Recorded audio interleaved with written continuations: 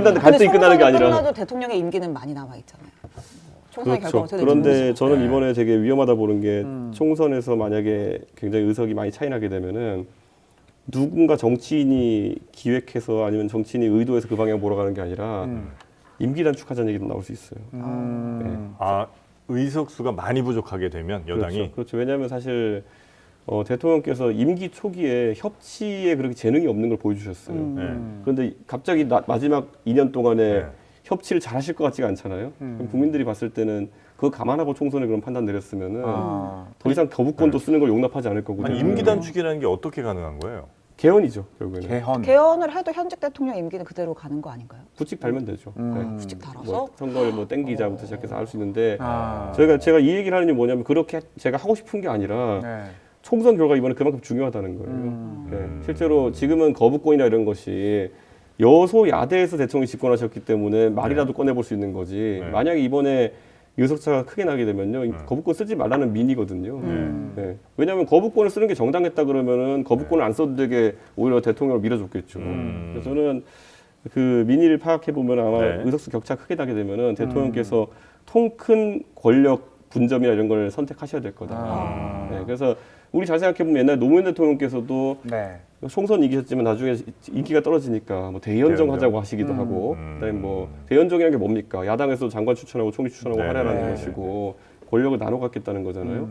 그 외에도 박근혜 대통령도 그때 최순실 사태 터지고 하니까 그 다음에 뭐 사실상 총리를 중심으로 국가를 운영한다든지 거국내각. 그런 얘기를 하셨잖아요. 네. 그러니까 저는 이번에 윤석열 대통령은 사활을 걸고 지금 선거에 임해야 될 겁니다. 네, 네. 아, 근데 대통령이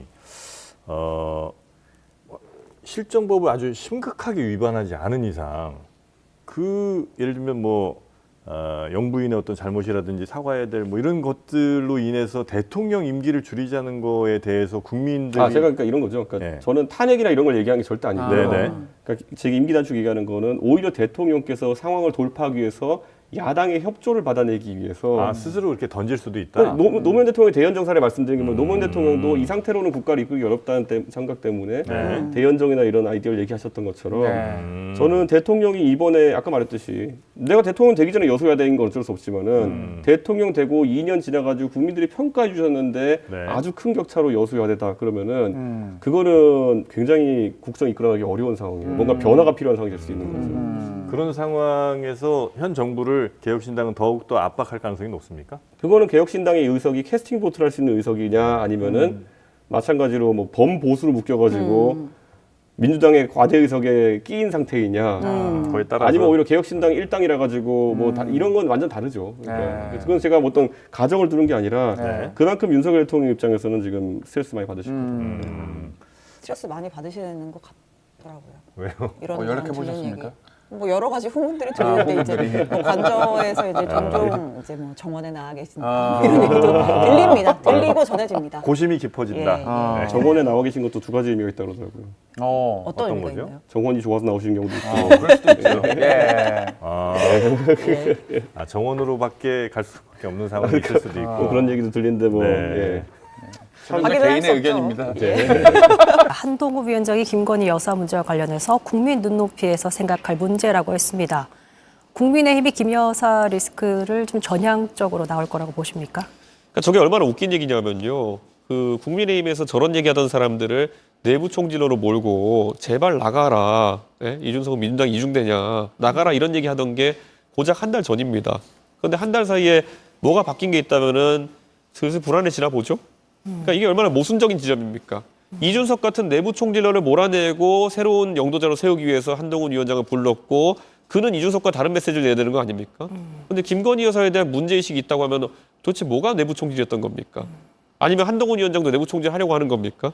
그래서 저는 애초에 이런 모순된 어떤 지점들을 봤을 때 애초에 그냥 권력욕밖에 없는 집단이었다. 상황에 따라 가지고 말을 바꾸는 거 아니겠습니까? 그리고 제가 과감하게 얘기하자면요.